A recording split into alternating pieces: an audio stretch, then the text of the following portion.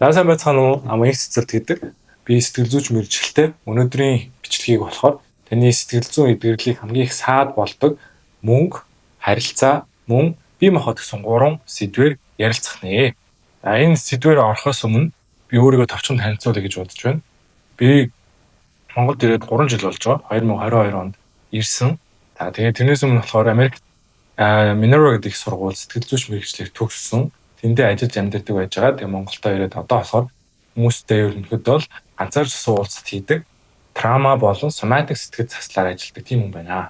За тэгээд товчхон өөрийнхөө түүхийг ярих юм бол 23 онд би burnout болон сэтгэл готролд ороод өөрөө эдгэрсэн. Мэдээж сэтгэл зүйч, сэтгэл засалчдын тусламжтай, хайртай хүмүүсийн тусламжтай эдгэрсэн. Гэхдээ энэ 3 жилийн хугацаанд ер нь Монголд байхдаа ойлгосон нэг зүйл болохоор миний хувьд хамгийн их тулгарч ирсэн асуудал болохоор энерггүй, эрч хүчгүй тийм мэдрэмжтэй сэтгэл зүй мэдрэлийн систем нь ерөөхдөө юм унтсан эсвэл юм хөшсөн байдалтай байсан. Энээс гарах гэж маш их хугацаанд оролдож байгаад ерөөхдөө ойлгосон зүйл нь болохоор бидний одоо энергийг шахаад байгаа ч гэх юм уу те эсвэл ингээд хүний мэдрэлийн систем өөрийгөө тайвшруулад амраагаад энерги нөхөх гээд байхад хамгийн их саад болдог зүйл нь мөнгөний талаар айдас, стресс, эсвэл харилцаанаас авч байгаа тавгүй тухгүй мэдрэмжүүд, эсвэл нойр, хоол, хөдөлгөөнөө зохицуулж чадахгүй буюу бие махбодоо сайн арчилж чадахгүй байгаатай холбоотой хамгийн их энергигүй тийм зүйлс болдго юм байна. Тэгээд хүний мэдрэлийн систем өөрөө эрч хүчгүй энергигүй байгаадахаар ямар нэгэн байдлаар эдгэрэл хийж чадахгүй, эсвэл сэтгэл зүгээр унсан хямралаасаа гарч чадахгүй байдаг. Тэгэхээр сэтгэл готролч гэдэг юм уу burnout гэдэг бол ерөнхийдөө үр дагавар буюу шинж тэмдэг. Гэтэл яг цаана байгаа одоо модных нь үндэс гэх юм уу асуудлынх нь гол үндэс нь болохоор эрч хүчгүй байдал юм байна. Тэгээд дотоод галч гэдэг юм дотоод энерги маань ингээд яг ингээд асч бадарч асч чадахгүй байгаа учраас тэрнээс үүдсэн асуудлуудыг бид нэр сэтгэл зүйн асуудал, физик эрүүл мэндийн асуудал гэж ярьдаг. Тэгэхээр наангаа өнгөцгөн зүйлсийг ярихаас гадна цаана байгаа тэр эрч хүчийг яаж тогтворжуулах вэ гэдэг талаар өнөөдөр юу нь ярих гэж байгаа гэсэн. Тэгээд ерөнхийдөө сүүлийн 1 жилийн хугацаанд миний өөрийн биеийн байдал, сэтгэл зүйн байдал маш их өссөн. Өссөн гэдэг нь ямар утгаараа гэхээр өглөө босоод ингээд 50 амгалан. За тэгээд юм эрч хүчтэй байдаг болсон. Гэтэл жилийн өмнө 2 жилийн өмнө болохоор миний хувьд өглөө босоод амар юм хөшөнг тий бие махбодооч мэдэрч чадахгүй. За тэгээд ингээд шууд л уцаа үздэг ч юм уу. За тэгээд тодорхой хэмжээгээр ингээд нэг цаг 2 цаг болж ийж нэг ажил руу ордог эсвэл эрч хүчээ мэдэрдэг ч юм уу тийм байсан. Тэгээд Улаанбаатарт байхад ийм зүйл болдог учраас би эхлээд бол Улаанбаатар хотыг, хүмүүсийг, 90 тойрны хүмүүсийн соёлыг ч юм уу их буруутгадаг байсан. Гэтэл ингээд бодоод байхаар ерөнхийдөө тэр бол хорхишин сэтгэл зүй байсан байлээ. Яг үнэндээ хараад үзэх юм бол би өөрөө сэтгэл зүгээ бие махбодоо удирдах чадахгүй, дадал зуршлууд нь маш буруу ч юм уу байсан учраас ингээд энерги байсан байгаа байхгүй. Тэгэхээр хэдүүлээ өнөөдрийн миний ярих зүйлсийг ингээд өөртөө бас хэрэгжүүлэх юм бол та ч гэсэн одоо өглөө босоод өөртөө ихтэй ингээд юм цэгцтэй, эмх цэгцтэй, дотоод галтай тийм босох, өглөө босох. Тэгээд тухайн өдрийг өнгөрүүлээд орой унтахтаа ч гэсэн маш юм гоё 50 амгалан бахархсан дүр мэдрэмжтэй болох боломжтой буюу ерөнхийдөө бол ингээд аим тэмцээлтэй аим гарах гал яваад идэг энэ хэцүү сэтгэл зүйн төлөв байдал мэдрэлийн системийн юм нэг юм уналтнаас шилжээд ийм амьд байгаагаа мэдрээд гал цогтой, урам зоригтой бүх зүйлийг хийдэг те бүтлгүүцсэн ч байна, бүтлгүүтлэж байна хамаагүй ингээд өөршөө уршаага алхах юм ирч хүчтэй байх тийм боломжийг олох талаар өнөөдөр ярилцах нэ. Тэгэхээр бид өдөр тутамд байгаа энерги 1000 литр гэж үзэх юм бол энэ 1000 литрээс 888 литр нь даалт хомсор руу явдаг. За даалт хомсорд маш олон төрлийн процессыг явагдаж байгаа. Хамгийн түрүүлээд бидний амьд байхын тулд шаардлагатай те зүрх цохилох, цус шахах гэдэг юм маш олон төрлийн биологийн процессыг байна. За тэрнээс гадна даалт хомсорт юу байдаг вэ гэхээр бага насны сэтгэлийн шарах, өвдөлтүүд, за тэгээд даалт хомсорт ингээ хадгалагдсан, төгжсөн байгаа эмоцуд бас байх. Тэгэхээр дээр үеэс те одоо та өмнөх үе чинь одоо хэдэн жилийн 10 жил, 20, 30 жилдээ өнгөрсөн үе чинь бүх төрлийн эмоцуд, ой санамжууд, тэдгээр зүйлсийн хоорондын уялдаа холбоонуудыг даалт хомсорт хадгалагдчихийдэг. Хамгийн гол нь одоо өглөөс ирэхэд 1000 литртэй байлаа гэж бодоход 888 нь даалт хомсор руу чинь ингэ зарцуулагдчих гэсэн. За тэгээд тэрний дараа болохоор 33 литр нь мөнгө. За мөнгөтэй холбоотой маш олон төрлийн стресс, санаа зовлтууд байдаг тийм хүмүүс одоо түрээсээ төлөх үү, зээлээ төлөх үү, яаж төлөх үү, эсвэл мөнгөтэй холбоотой одоо ажил хийх ёстой, ажил дээр явъя, өглөө босоод очиод хуруугаа бүртгүүлэх ёстой ч гэдэг юм уу. Ажил, карьер, мөнгө гэдэг зүйл рүү 33 литр явж байна гэсэн. За тэгээд 44 литрлээ болохоор харилцаа. За тэгэхээр ажил дээр байгаа хүмүүс гэртээ очиж гэр бүлийнхэнтэйгээ хосын харилцаа, найз нөхөд маш олон төрлийн зүгээр ингээд дэлгүүрт ороод хүнтэй ярихгүй ч гэсэн нөгөө худалдагчтайгаа тодорхой хэмжээний харилцаанд орж байгаа. Энэ бүхэн дээр чинь харилцааны энерги шавхагдаж зарцуулагдаж байгаа гэсэн. За тэрэн дээр нэмээд зөвхөн харилцаа чинь ингээд нөгөө гоё явахгүй шүү дээ. Заримдаа хүмүүстэй хэрэлдэн, токсик хүмүүс байна, хүмүүсээс дарамт мэдрэн, загнуулна ч гэх юм уу. Иймэрхүү төрлийн зүйлсээр дандаа ингээд тухгүй байгаа зүйлсээр чинь харилцааны энерги шавхагдаж байна гэсэн. За үлдсэн 34 литр нь болохоор бие махбод. За бие махбод дээр болохоор өдөр болгон бид нэг ингээ өглөө, орой өдрийн хоол ингээ 3 хоол ч юм уу идж байгаа тийм. Гэтэл тэр хоолыг идэхийн тулд нэг газар руу очин эсвэл хоолоо хийн эсвэл нэг газараас захиална ч гэх юм уу. Энд чинь өөрөө маш их энерги зарцуулж байгаа. За тэгээд хоолоо эзнээ дараа бие махбод чинь хоолоо шингээх гэж энерги зарцуулна. За тэгээд нойр унтахад ч гэсэн бие махбод чинь өөрийгөө ингээд тодорхой хэмжээгээр цэвэрлэх тэр өдөр босон зүйлсийг ингээд ой санамжиндаа хадгалах ч гэх юм уу. Хоол, нойр хоёр болохоор бие махбодын хамгийн их энерги зарцуулдаг. За тэгээд мэдээж гуравт нь бол хөдөлгөөн тодорхой хэмжээгээр одоо ажил руу явах ч гэх юм уу эсвэл жимдээ явах, фитнестэй явах, йог хийж байгаа бол тэр нь энерги зарцуулж байгаа. Тэгэд ийм олон энергиудыг зарцуулаад дуусна үлдсэн ерөөсөө 1 литрийн хувь буюу 1000-аас 1 л үлдчихэж байгаа. Гэтэл бид нэр ингээд 1 литрийг өдөрт яаж зарцуулах вэ? Жохон юм дээр зарцуулаад ингээд дуусчихж байгаа байхгүй. Тэр ингээд 1000-аас 1 үлнэ гэдэг чинь өөрөө маш эмгэнэлтэй зүйл ээ. Энэ бол одоо орчин үеийн нийгмийн хамгийн том эмгэнэл яадгүй бид нар маш олон зүйлийг хийгээд гэтэл яг өөрийнхөө амьдралыг таашаах, дуртай зүйлдээ цаг зарцуулах, тэ нэг гой удаанаар өөрийнхөө амьдралыг сэтгэл ханамжтайгаар идэх тэр мэдрэмжийг зөвхөн 1 литрийн энергиэс л авж яана гэсэн. Энэ бол гол асуудал. За тэгээд бид нар ингээд сэтгэл зүйн ямар нэгэн хямрал орлоо гэж болъё. Эсвэл бие махбодын өвчин үүслэе гэж бодохыг тэрэн дээр ингээ эдгэхэд ч өөрөө бас энерги зарцуулах гэж. Гэтэл энэ үлдсэн 1 литрийг энэ жоохон энергийг бид нэр зарцуулаад бас тодорхой хэмжээгээр ингээд хангалттай үр дүн гарахгүй байж болно ш. Тийм учраас энэ 1 литрийг ихсгэх хэрэгтэй байхгүй. Тэгэхээр энэ 33 литрээс, энэ 44 литрээс, энэ 34 литрээс. За тэгээд сүүл рүүгээ бүр далд хумсраасаа хүртэл энергиудээ ингээд суллаж энэ зарцуулагдаад байгаа энергиудыг багасгаад тэгээд илүүд л гарахтай танд ингээ хоримтлуулж болох, ашиглаж болох энергийг ихсгээд 1 литрийг 10 литр ч юм уу те эсвэл бүр 100 литр ч юм уу болгож тэгж ашиглах хэрэгтэй. Тэгжээс бид нэр одоо дотоод сэтгэлийн гал, дотроосоо урам зоригтой, гал цогтой, энергитэй тэгээ өдөр болгоо юм хий, бүтээ, хүрээ, зорилгодоо үрээ мөрөөдлөг биелүүлэх гэсэн тийм мэдрэмжтэй болно гэсэн. Тэгэхээр өнөөдрийн бичлэгээр гол ярих гэж байгаа зүйл болохоор эхлээд мөнгө. За тэгээ мөнгөн дээр бид нэр шаардлагагүй энерги уурсгадаг. Энийг яаж багасгаж 33 литрийг нь магадгүй зөвхөн 3 литр болгоод тэгээд маш бага энерги зарцуулдаг мөртлөө мөнгөтэй, баялагтай, тийм гой мэдрэмжтэй тэгээ үлдсэн ингээд хоримтлуулсан одоо сейвлсэн энерги ийшээгээ оруулаад өөрийнхөө дуртай зүйлийг хийдэг болгоё гэсэн талаар ярилцах нэ. За тэгээд энэ бичлэгийн part 2 дээр нь болон 3 дээр нь болохоор бид нар харилцаа болон бие махбодоос бас яаж ингээ шаардлагагүй зарцуулаад байгаа энергиудээ нөхөж авч тэрийг хоримтлуулах вэ гэдэг талаар ярина. Гэхдээ өнөөдрийн хичээл дээр болохоор зөвхөн мөнгөний талаар ярих нэ.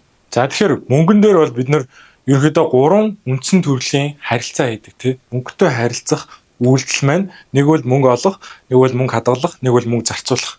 За яг дөрөвдөх байдаг тэр нь болохоор мөнгийг одоо эргэлдүүлэх, хөрөнгө оруулах ч гэдэм үү, мөнгөөр өөрөөр нь ажил хийх ч гэдэм. Тэрийг бол ихтэй бид нар өнөөдөр ярихгүй. Яг тэгвэл энэ 3 үйлчлийг одоо нийгмийн баг 90% нь хийдэг учраас зөвхөн энэ 3 дээр төвлөрнө. За тэгээд бид нар ингээд мөнгөтэй харилцах болгондоо энэ мөнгөтэй хийж байгаа үйлдэл болгондоо зарим хүмүүс бол далд тухамсрын өвдөлт мэдэрдэг бахнэ. Тэр нь үгс үг гэхээр одоо жишээ нь те би ингээд усуулаа гэж бодъё те. Энэ устыг ингээд барихад бол ингээд энэ усны савтай ингээд харилцахад энэ усны саваар ингээд үйлдэл хийхэд би айхгүй тэ сандрахгүй харин ч илүү тайван тогтвортой мэдрэмж авч байгаа. Гэтэл зарим хүмүүс болохоор мөнгөтэй харилцахдаа тайван тогтвортой мэдрэмж авахгүйгээр айдаг, эсвэл санаа зовдөг, эсвэл тодорхой хэмжээгээр юм тухгүй эмоцуудыг мэдэрдэг байна.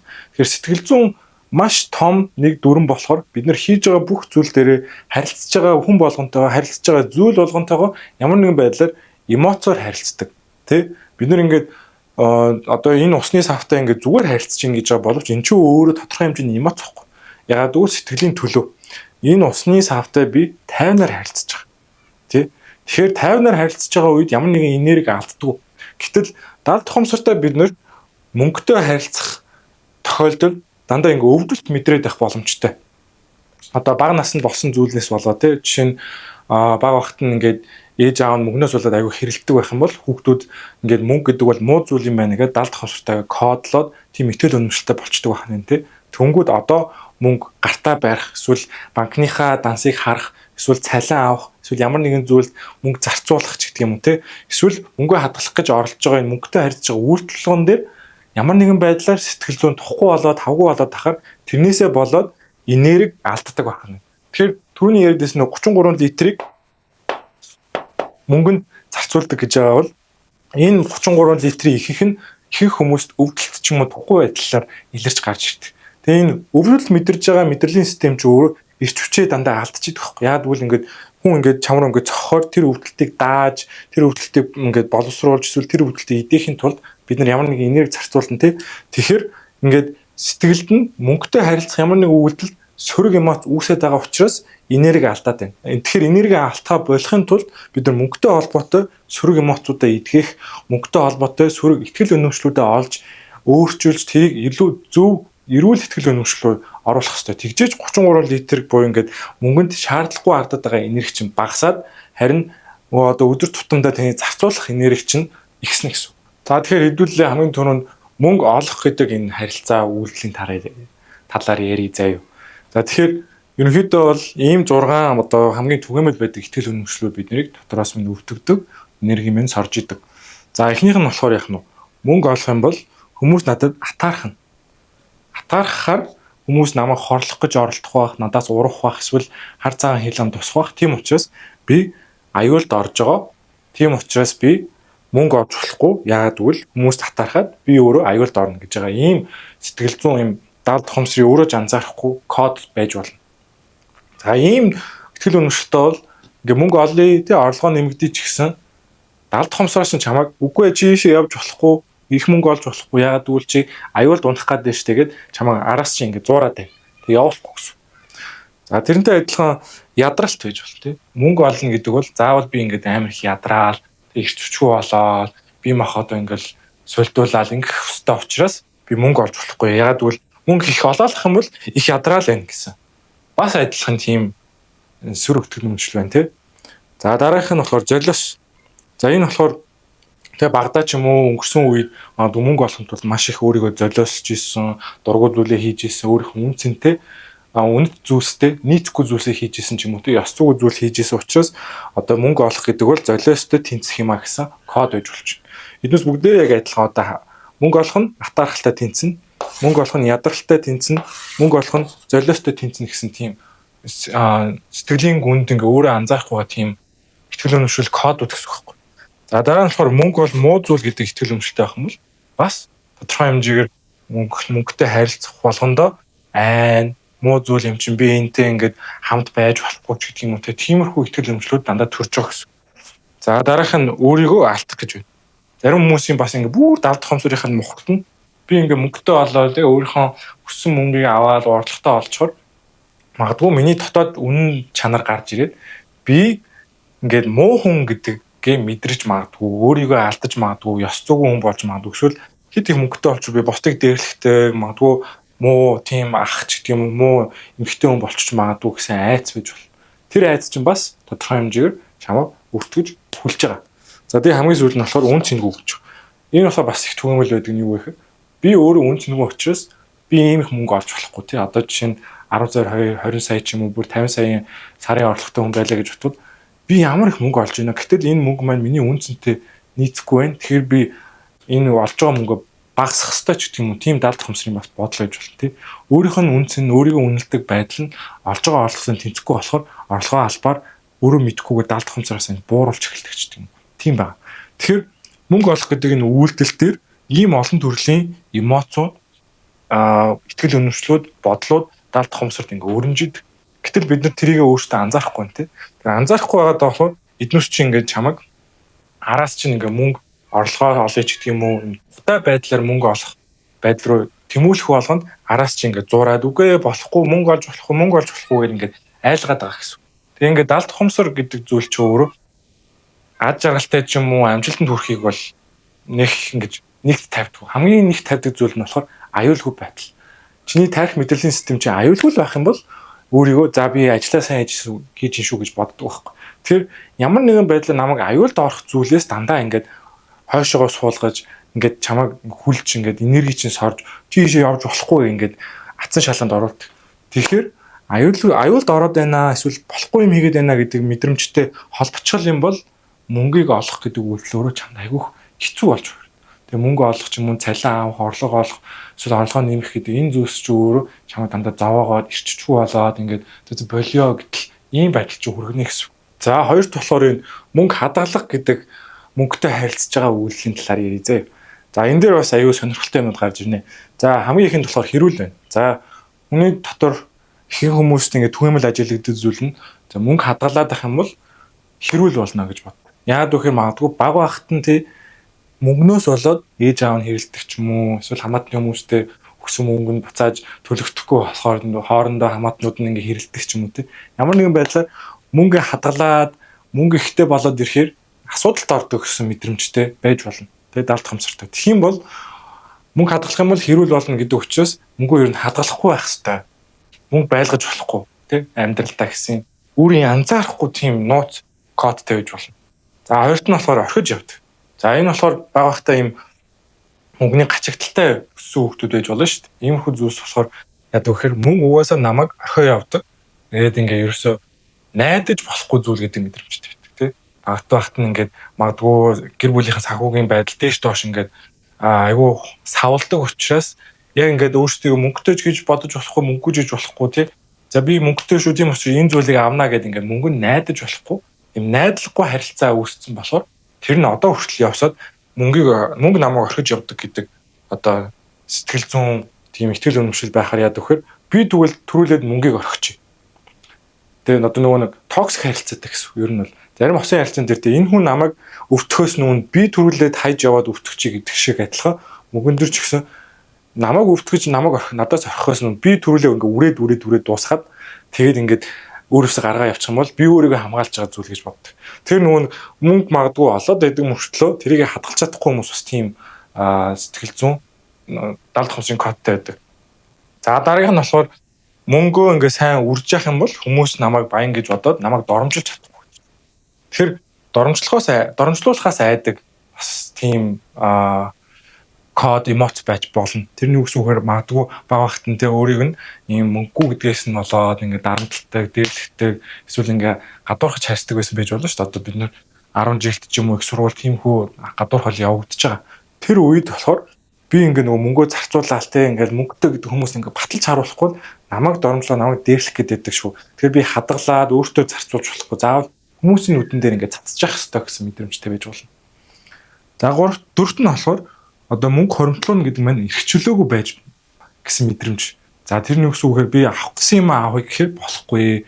Дандаа өөрийгөө хянах ёстой гэдэг айгүй тийм ийм хяналтанд байгаа юм шиг мэдрэмж аваад идэх учраас тэрнээсээ гарахын тулд би мөнгийг дураараа зарцуулмаар гэдэг ч юм уу те. Тэр чи одоо ингээ баг хатны ээж аав чи болохгүй ийм авч болохгүй тийм авч болохгүй гэдэг дандаа ингээ өөрийг нь мөнгөөр бол боомлдог байсан гэж болно ш.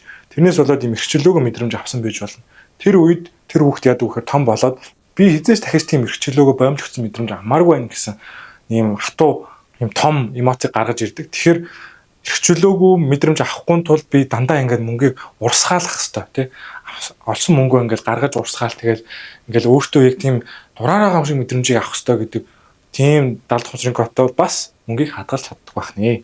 За 5-д нь болохоор 2-ын хооронд байж болчих тий. Магадгүй 50000 төгрөг ч юм уу 100000 төгрөг ингээд жижигхэн мөнгө хадгалаа гэж бодоход энийг тэгээ хадгалаад юунд төрөхөвтэй гэсэн 2-ын хооронд гэсэн мэдрэмж үүж болж. Тэрнээс болоод бас хадгалж чадахгүй. За хамгийн сүүлийнх нь болохоор аюу гоё. Надад миний одоо бас заримдаа хараад ингээ инээ төрдөг ч юм уу те зүйл нь болохоор яг энийг зүйл биш л те. Тэр нь юу гэхээр хэрвээ мөнгө ихтэй юм тогтвортой санхүүгийн байдалтай байхаар драма байхгүй байна буюу одоо ингээд баг багт нь болохоор гэр бүлийнх нь ингээд амьдрал нь дээш доош болоо те мөнгнөөс болоод ингээд маш их драматай байсан болж болно шүү дээ. Драма гэдэг нь юм савлгаа те тийм нэг талаасаа тухайн хүүхдийн мэдрэлийн систем ерөөсөө эзэш юм тайван байдлаа мөнгөтэй харьцаж үзэв дандаа юм донцлохотой байгаа сурцсан юм гэсэн. Тэгэхээр одоо хосын ярилцаан дээр ч гэсэн те зарим хүмүүс болохоор яадаг вэ гэхээр ингээд нэг өөрийг нь ингээл гин таймаар баярлуулаа гин таймаар зовоогоол ингээл дээш доош явагддаг тийм хосын ярилцаанд хүсээд байдаг байхгүй. Яагаад гэвэл багасаа тийм зүйл тасцсан байдаг. Драмаанд тасцсан одоо ийм савлгаанд тасцсан гэдэг ийм галзуу хулган дээр одоо сууж байгаа юм шиг дээш доош ийм савлгаанд нэг хүсдэг болчихсон. Тэрнтэй адилхан мөнгө хадгалахаар ийм тайван амгалан тогтвортой амьдрал байгаад тэгэхээр сүүл рүү жоохон уйтгал одоо нөгөө юм драма байхгүйгээс болоод ингээ өөдөж ийн гэсэн. Тэгэхээр заавал өөртөө далд тухамсараасаа ингээд драма үүсгэхийн тулд хадгаламж үүсэхгүй ч юм уу хадгаламжаа гинт алддаг ч юм уу мөнгийг гинт алдаад гинт олохыг хүсдэг тийм зүйлийг хүсэж яж болно. За тэгэхээр хадгалах гэдэг энэ үйлдэл дээр бас ийм олон төрлийн ийм далд тухамсрын нууц кодууд тэгээ сэтгэл зүйн ийм өвтгдөг таагүй өвдөлттэй мэдрэмжүүд эмоцуд байдаг бахнэ. Тэгэхээр тухайн хүн мөнгө хадгалах хийх хичээх болгондоо энэ мэдрэмжүүдээс болоод энерги алдна. Энерги алдсан хүн чинь хойгоос сулдна. За тэгээд сулдсан учраас ингээд сүултээ хадгалах өөрийгөө ингээд дайчлах энерги болоод ингээд нэг цикл руу ороод ингээд доошоо хамрагдаад ингээд живж байгаа гэсэн. Тийм зүйл их болдог шүү. За хамгийн сүүлд болохоор бид нэр мөнгийг зарцуулах гэдэг үйлдэл мөнгөтэй харилцаж байгаа талаар ярих нэ. За эхнийх нь болохоор хариуцлахгүй. За мөнгө зарцуулах ямар нэгэн зүйлийг худалдаж авах ч гэдэм үйлчлэгээ авах болгондоо хариуцлахгүй гэдэг мэдрэмж авч болно. Яагаад вэ гэхээр багаас нь тийм мөнгийг зарцуулаад мөнгийг үрэх нь муу зүйл чи хариуцлахгүй байна. Ингээд хураах ёстой юм их чинь ингээд зарцуулаа гаргачих юм гэдэг бодлоор бөмбөгдүүлсэн бол хариуцлахгүй гэдэг ингээд өөртөө гимшиж байгаа мэдрэмж авах. Тэгээ ингээд банкнаас нь мөнгө гарах болгонд одоо хоол авах болгонд ч юм уу өөртөө юм гоё авч өгөх болгонд би буруу зүйл хийгээд байна гэсэн мэдрэмжтэй байх юм бол зарцуулж чаддгүй зарцуулах болгондоо ингээд гимшиж байгаагаараа тэр тавгүй мэдрэмжийг аваад энерги алдчих. За хоёрт нь болохоор хүсэх буруу гэж болж. Багаас нь ээж аав ч юм уу те. За чи ингээд шаардлагатай юм л ав. Өөрөө хүссэн зүйлийг авч болохгүй гэсэн мэдрэмжтэй байж болно. Тэгвэл одоо тэр хүн ингээд амьдралын сайхан яваад орлого олоод хадгаламж үүсгэх явж исэн. Тэгээ зарцуулж чадахгүй ингээд өөрийгөө бомлоод иж болно шүү дээ. Тэрний үг гэхээр тэгээ би хүсэж байгаа юм авч болох. Заавал ингээд шаардлагатай зүйлийг л авах болно. Тэгэхээр одоо магадгүй одоо хүүхдийн сургуулийн төлбөр ч гэх юм уу байрны лизинг зээл гэх юм уу ийм зүйл зарцуулж болно. Би өөрөө хүсэж байгаа гоё өөртөө хувцас авъя ч гэх юм уу өөртөө хөрөнгө оруулъя, сургалтын цууя ч гэх юм өөрийгөө хөгжил зарцуулж болохгүй гэсэн байдлаар өөрийгөө ингээд доошоо дараад иж болно. Тэгэхээр хүсэх буруу гэсэн мэдрэмжтэй байж болно. За гуравт нь болохоор ээж аав. Магадгүй манай ээж аав ч юм уу намайг өсгсөн хүмүүс надад мөнгө зарцуулаад миний төлөө бүх зүйлийг зориулсан. Тэгэхээр би өөртөө мөнгө зарцуулж болохгүй. Би өөртөө мөнгө зарцуулах нь хувь ачээсэн зүйл. Заавал ээж аавдаа ч юм уу тэ ингээд бусад хүмүүст л мөнгө зарцуулах нь зөв. Надад би өөртөө зарцуулах нь болохгүй гэсэн мэдрэмжтэй хахаар бас өвдөлт мэдэрч байгаа гэсэн. Гэтэл өөртөө зарцуулаад ээж автаа зарцуулаад бүгдээрэнд нь л зарцуулалт тий. Зарцуулахаа бас ингээд зөв хариуцлагатай ингээд ухамсартайгаар зарцуулах юм тэр чинь зөв зүйл байхгүй. За дөрөвт нь болохоор нүгэл гэж болж байна. За аливаа зүйлийг авах ч юм уу мөнгөнд шунах эсвэл мөнгөөр ингээд бүх зүйлийг шийдэх гэж оролдох нь нүгэл гэдэг мэдрэмжтэй учраас мөнгийг ингээд чөлөөтэй тухтагаар зарцуулж чадахгүй байж бол муу зүйл хийгээд байна гэдэг мэдрэмжтэй. За тавдах нь болохоор хямдыг сонгох гэж байна. Тэгэхээр одоо ингээ хоёр гутал байлаа гэж бодоход дандаа хямдхныг нь авдаг ч юм байлаа гэж бодоход тэр хүн одоо ингээ яг чанартай зүйлийг өөртөө авч чадахгүй, чанартай зүйлийг өөртөө ингээ авч чадахгүй болохоор өөрийгөө үнцэнэ гэдэг мэдрэмжтэй байж болно. Тэгэхээр хямдыг сонгох гэдэг нь бол бас нэг талаараа сэтгэл зүйн юм шорон ингээ чамд хүлж байгаа хүлээхс гэсэн. За тэгээ хамгийн сүүлд ажилчаа ингэж. За тэгэхээр зарим хүмүүс ингээ дундаж давхар ч юм уу доод давхар төссөн хүмүүс болохоор ингээд хүнийх нь тодорхойлолттой identity гэж ярьдаг зүйлд нь ажилчаан би бол ингээд дундаж давхрын хүн гэдэг тэр мэдрэмж нь айгу суудсан мэт байхгүй. Тэгээд жоохон ингээд орлоготой болоод баян гэдэг мэдрэмж авах гээд ирэхээр би буруу зүйл хийгээд байна. Би яг ажилчаан ангиасаа гарчиж магадгүй ч гэх юм уу. Би баян цатгалан хүмүүс энийг биш штэ гэдэг мэдрэмж төрөөд тэгээд бас мөнгийг чөлөөтэй тухтай ингээд ийм энерги алдахгүйгээр зарцуулж чаддгүй бахнэ. За тэгэхээр ийм гурван зүйл байна тийм ээ. Олох, хадгалах, зарцуулах гэдэг гурван үйлчлэлийг хийж явахдаа ийм зүйлсээс болоод итгэл үнэмшлүүдээс болоод далд тухамсарт чинь ийм өвдөлтүүд үүсдэг, чамайг ингээд дотор чи эргэлзүүлдэг, муу зүйл хийгээд байгаа юм шиг гэмшүүлдэг, янз бүрийн эмоцууд гарч ирж байна гэсэн. Тэр эмоцууд гарч ирээд сөрөг эмоцууд чамайг дотроос чи ингээд татаад ах тусам чи түнгүү тэр мэдрэмжүүдээ мэдхгүй заяа. Түнгүүд ингээл муухраар үзэл мөнгөө олох гол эсвэл хадгалах гал зарцуулах гал ингээл өөрийгөө хичээл цуцал гаргаал байдаг. Гэтэл яг үүндээ урагшаага алах гэсэн чи хойноос чи маш олон зүйлс ингээд татаад байхад чинь тэнд чинь зарцуулах шаардлагагүй энергийг зарцуулаад байна гэсэн үг шүү дээ. Гэтэл энэ араас чинь татаад байгаа уяануудыг зүгээр ингээд хайшлаад эдгээд дуусчих юм бол аймгуу чөлөөтэй хөдлөх гээд байна тийм үү? Гэтэл энэ хойноос чинь ингээд emotional baggage гэж ярьдаг. Араас чинь татж байгаа, доошо татж байгаа тэр далд хомсрын кодуудыг эдгэхгүй учраас өдөр тутамдаа маш их энерги шаардлагагүйгээр алддаг учраас түрүүний ярьсан шиг 1000 литрээс зөвхөн 1 литрийг л ашиглаад байна гэсэн үг. За тэгэхээр бид нар одоо ингээд өөрсдөө мэдчихлээ те. За надад ийм далд хомсрын өөрөж анзаардаггүй кодууд, итгэл үнэмшлүүд байдсан байна. Далд хомсортой мөнгөний талаар өвдөлттэй, ийм сөрөг эмоцуудтай холбогдсон байдсан байна. Одоо тэгвэл яг яаж идэх систем бэ гэж та өөрөөсөө асууж иж байгаа хэл та. Би ч гэсэн өөрөөсөө асууж исэн. За тэгэхээр миний хувьд яаж бас идгэрсэн гэдэг талаараа хуваалцъя. Ер нь бол гол идгэрэх арга нь болохоор ярихаасаа илүү бие махбод руугаа, эмоц руугаа, далд хомсор руугаа орсон байдаг. За тэгэхээр барууны одоо talk therapy гэж ярьдаг зүйл нь болохоор ярьдаг сэтгэл засал гэсэн үг байхгүй. Ерөнхийдөө ингээд анх үүссэн цагаасаа ахуулаад эмоцоо, бодлоо ингээд яриад анализ хийх байдлаар бид нар сэтгэл заслыг маш их ойлгож ирсэн. Одоо 1920-ад оноос эхлүүлээд одоо хүртэл 100 жилийн түүх байлаа гэж бодоход иймэрхүү байдлаар хөгжиж ирж байгаа салбар. Гэхдээ сүүлийн 10-20 жилд бол бие махбод руу ордог соматик гэдэг нэртэй хийлийн одоо төрөл, сэтгэл заслын төрөл маш их хүчээ авж байгаа. За тэгээ энэ зүйлээс бол би өөрөө маш их одоо том гаргалгааг авч исэн. За тэрний юу гэсэн үг хэрэг ярих гэдэг маань болохоор муу зүйл бол биш. Мэдээж тодорхой хэмжээгээр бид нар сэтгэлээ онгойлгож яриа, сэтгэл зүйчтэй ярьж иж сэтгэлийнхаа тэр гүнд байгаа зүйлсийг нэгт гаргаж ирдэг. Хоёрт ингээд тодорхой хэмжээр гаргаж байгаагаараа өөрийгөө тайвшруулчихдаг. Гэтэ тэр нь заримдаа бас ингээд хангалтгүй байх үе бий.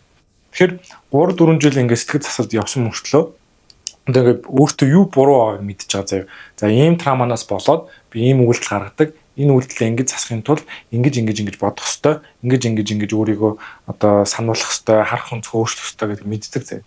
Гэтэл яг гаргаж байгаа үйлдэл нь ч гэх юм уу зан авир нь өөрчлөгдөхгүй байгаа хүмүүс байна. Тэр нь юу гэсэн үг вэ гэхээр бид нар зөвхөн бодлын түвшинд ингээ өөрчлөлт хийх гээд оролцдог. Тэгээ бодлороо ойлгочдөг мөртлөө логик тархич ойлгочдөг мөртлөө яг далд хомсын түвшинд бие махбодд чинь тэр чинь сууж өгөхгүй нэ гэсэн. Тэгэхээр ингээ тархин дээр чинь ингээ шинэ софтвер програм суудсан мөртлөө тэр чинь ингээ доошоо зүрхнүүр чинь юм уу ходоодны мэдрэлийн систем рүү далд хомсор руу чинь ингээ сууж өгөхгүй нэ гэсэн. Тэгээ бид нар ингээ өөрийн бодоод идэг. Гэхдээ хийж байгаа зүйл нь арай нэг өөр багт тий. Тийм учраас бид нар бие махбод руугаа, эмоц, мэдрэмж рүүгээ далд хомсор руугаа орох хэрэгтэй. Далд хомсор гэдэг нь юу гэсэн үг вэ гэхээр ингээ нөгөө нэг одоо бүх биеэр чинь ингээ дамжсан мэдрэлийн эсвүүд байгаа шүү тий. Эднээс чинь хоорондоо ингээ сүлжээ үүсгээд тэр чинь бас тодорхой хэмжээний ухаантай байхгүй. Логик тарих гэдэг бол хамгийн хэрэглэхэд амархан мөртлөө бас хамгийн хүчгүй. Цаашлаад ингээд зүрхний мэдрэлийн систем гэж байна, ходоодны мэдрэлийн систем гэж байна. Бүх биеэр одоо ингээ хөлийн хурууны, үзүүрийн, хумсны чинь нэг өсөг хүртэл тодорхой хэмжээний мэдрэлийн эстэй байгаа. Эднээс чинь ингээд үүсэж байгаа бас юм intelligence тодорхой хэмжээний далд хомсор ухаан, мэрэгэн ухаан гэж гарч иж за тэрийг л хэлж байгаа гэсэн. Тэгэхээр тэр зүйлстэйгээ бие махбодоо холбогдно гэдэг чинь тийм л учиртай байхгүй. Зөвхөн толгоо биш одоо энэ нуруу ууц дагсан махан мэдрэлүүд рүү бүх зүйл рүү ингээ холбогдож тэдгээр зүйлс рүү ингээ апдейт өгөхийг хэлж байгаа гэсэн. За тэгэхээр миний хувьд өөрөө ингээд бие махбодоо холбогдоод түрүүний мөнгөтэй холбоотой одоо сөрөг мэдрэмжүүд хаана байна гэд ажиглахаар ходоодонд, цөсөнд, толгоонд, бүдүүн гидсэнд бас их цугларсан байсан. За ходоод нь болохоор ерөнхийдөө уур хуцаарын мэдрэмж. Цөсөнд болохоор өөрийгөө шүүмжлэх мэдрэмж. За толгоонд болохоор ингээд ийм ядарсан, залхсан мэдрэмж. За бүдүүн гидсэнд болохоор айц байсан. За ходоод нь болохоор ямар төрлийн уур байсан бэ гэхээр за одоо миний орлогч гэдэг юм санхүүгийн байдал миний хүснээр ингээд дээшлэхгүй байна. Эсвэл ингээд хүссэн зорилготой хүрэхгүй байна гэд уурлангуут одоо магадгүй бус хүмүүсийг буруутгах ч юм уу те ингээл яа болохгүй байгаа ингээд бухимдж байгаа тийм мэдрэмж гэсэн. Мөнгөтэй холбоотой. За зүсэн дээр болохоор өөрийгөө шүүмжлэх буюу чи ямар сайн хичээж чадахгүй байна. Эсвэл арчаагүй байна. Мөнгөө өдөрдөж чадахгүй байна. Ямар муу юм гэдэг тийм өөрийгөө шүүмжлэх мэдрэмж, гэмших мэдрэмж. За толгоон дээр болохоор за мөнгө олъё гэж бодохоор мөнгө хадгалъя, одоо хөрөнгө цуглуулъя гэж бодохоор маш их зүйлийг хийх шаардлагатай. Би ингээ ядарчин маш олон зүйлийг хийгээд ингээд сүултээ залхаад байна гэдэг ч юм те. Эсвэл мөнгө олно гэдэг нь дандаа ингээ ядархыг хэлж ийна гэсэн тийм том юм байсан. За бүдүүн гэдэг нь болохоор хамгийн юм суур, бүр гүнзгий, бүр далд тухамсрын юм том ингээд юм бугларсан тийм мэдрэмж байсан юу гэхээр айц. За айц нь юу гэхээр за хорвоо ертөнцид би дандаа аюултай байдаг юм байна. Аюулд орцсон байдаг юм байна тий. Би ингээ өөрийгөө хамгаалж чаддгүй юм байна. Эсвэл ингээд хүмүүс хизээж хурж ирээ намаа ингээд цохиод ингээд зодж болох юм байна гэдэг юм төсөл над миний их ашигт халдчих болох юм. Тэгэхээр би мөнгийг олж иж өөрийгөө хамгаалах хэрэгтэй гэсэн тийм мэд. Тэгэхээр бүр юм оршихуун айц байсан гэсэн.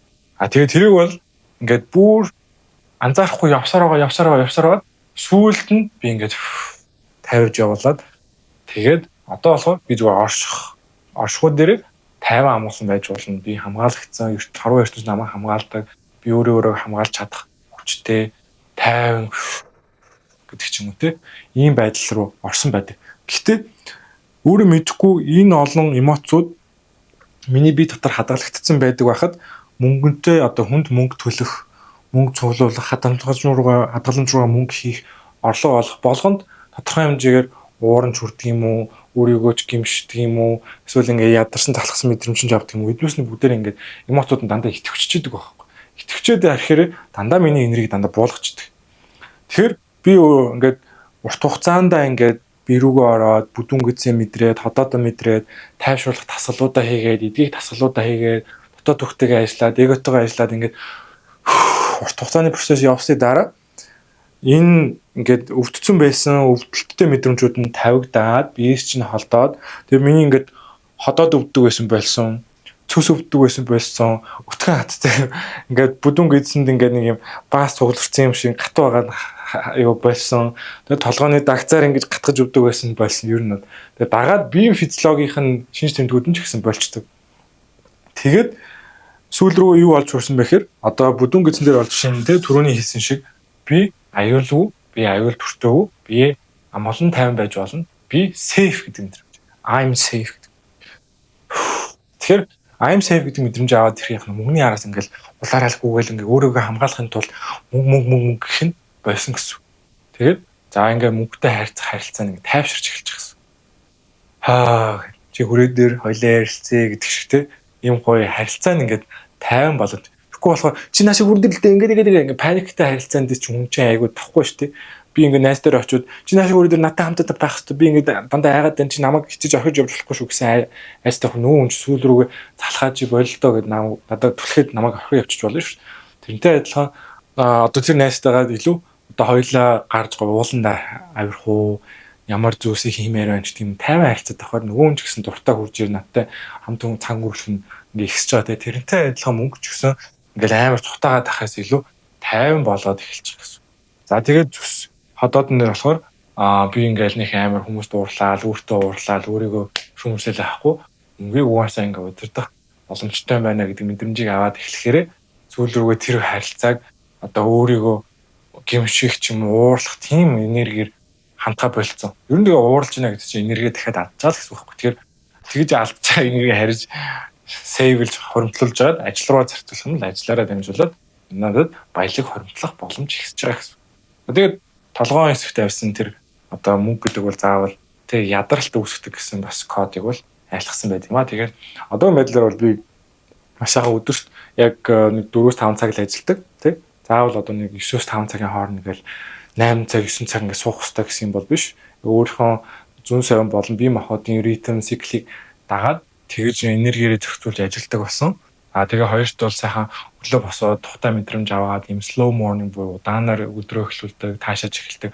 Оройж гисэн гадуур гарч ингээд салхинд гарч халахдаг ч юм уу, байраа тойрж халахдаг ч юм уу ингээд 50-аар өдрийг дуусгадаг буюу ерөнхийдөө бол энергийн хувьд ингээд дээшлээд ирэхээр угаасаа заавал ингээд мөнгөний араас ингээд хүн хатангүйгээ зах шаардлагагүй маань гэдэг мэдрэмж нь суучгаад тайван болоод ирдэг байхгүй.